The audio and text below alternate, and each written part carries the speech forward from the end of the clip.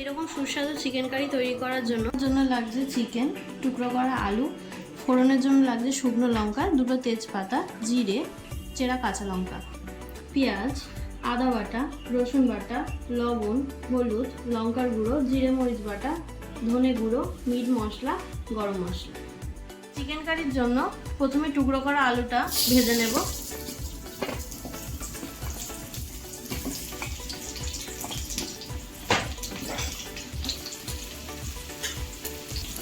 আলুতে অল্প একটু লবণ দিয়ে ভাজবো।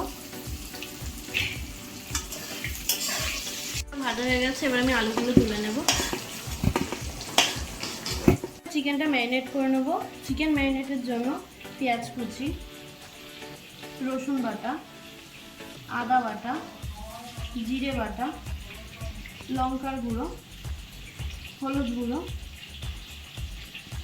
সর্ষের তেল দিয়ে ভালো করে ম্যারিনেট করে নেব।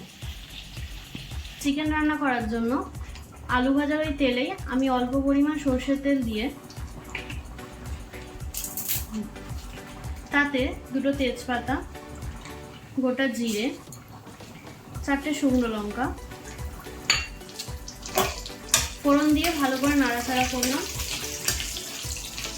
এবার এতে কুচনো পেঁয়াজ,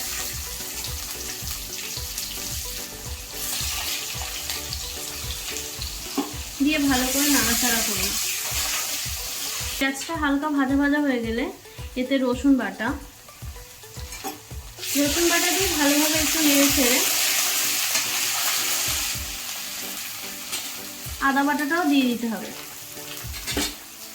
দিয়ে সমস্ত মশলাটাকে হালকা কষিয়ে নেব।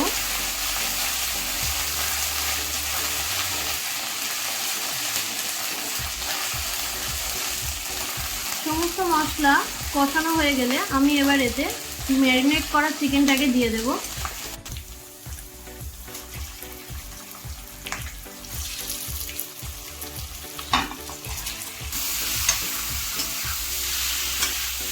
এবার আমি হালকা লবণ, আপনারা আপনাদের স্বাদ অনুযায়ী লবণটা ইউজ করবেন।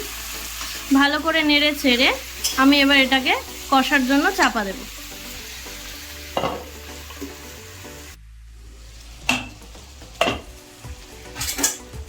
মাংসটাকে ভালো করে নেড়ে ছেড়ে কষিয়ে নিতে হবে।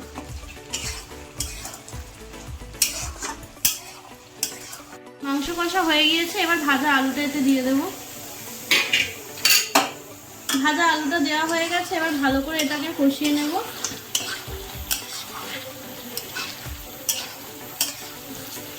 ভাজা আলু দিয়ে ভালো করে মাংসটা নাড়াচাড়া করা হয়ে গেলে এবার এতে মিট মশলা দেব। আপনারা চাইলে চিকেন মশলাও দিতে পারেন।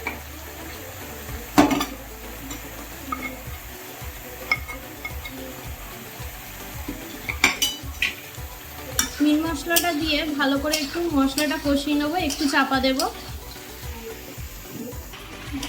মাংসটা ভালোভাবে, মাংস আলু সমস্ত কিছু ভালোভাবে কষানো হয়ে গেছে। আমি এবার এতে গরম জল দিয়ে দেবো।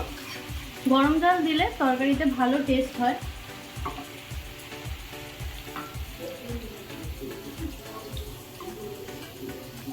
আপনারা যে পরিমাণে ঝোল রাখবেন সেই পরিমাণে জল দেবেন।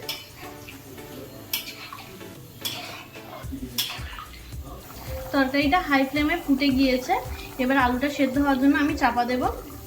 আলুটা ভালোভাবে সিদ্ধ হয়ে গেছে, আমি এবার এতে গরম মশলা দিয়ে নামিয়ে নেব।